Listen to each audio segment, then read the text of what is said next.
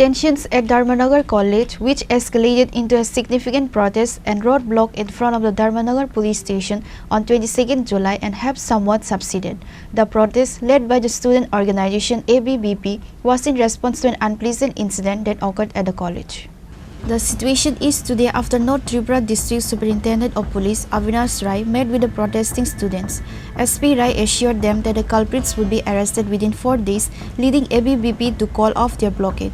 Following the decision to withdraw the protest, ABVP functionaries addressed the media, issuing a stern warning. They stated that if the culprits are not apprehended within the 4-day deadline, they will launch a more intense agitation, including blocking national highways and organizing widespread protests across schools and colleges in North Tripura. They emphasized the need for the administration to take stricter action.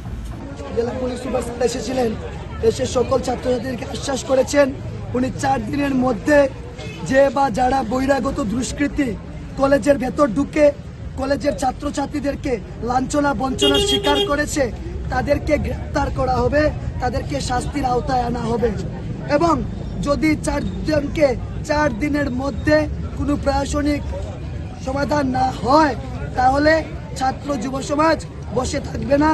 আমরা এই আন্দোলনকে আমাদের national যে highway আমরা অবরোধ করব, তার পাশাপাশি আমাদের উত্তর ত্রিপুরা জেলার প্রত্যেকটি কলেজ ভিত্তিক নগর ভিত্তিক আন্দোলন গড়ে তোলা হবে, কারণ এখানে ছাত্রছাত্রীদের সুরক্ষার বিষয়। এই জায়গা থেকে যারা টেরোরিস্ট বাহিনী থেকে যারা বহিরাগত তারা সাহস পাবে, ভবিষ্যতে আরও বহিরাগতরা কলেজে ঢোকার দুঃসাহসিকতা দেখাতে পারবে। তাই 4 দিনের মধ্যে যদি সমাধান না হয় আমরা 4 দিন পর আরও বৃহত্তর থেকে বৃহত্তম আন্দোলন এবং কলেজ বন্ধ করে আমরা আন্দোলন সংগঠিত করতে বাধ্য হব। ভারত মাতা কি জয়, বন্দে মাতরম, অখিল ভারতীয় বিদ্যার্থী পরিষদ জিন্দাবাদ।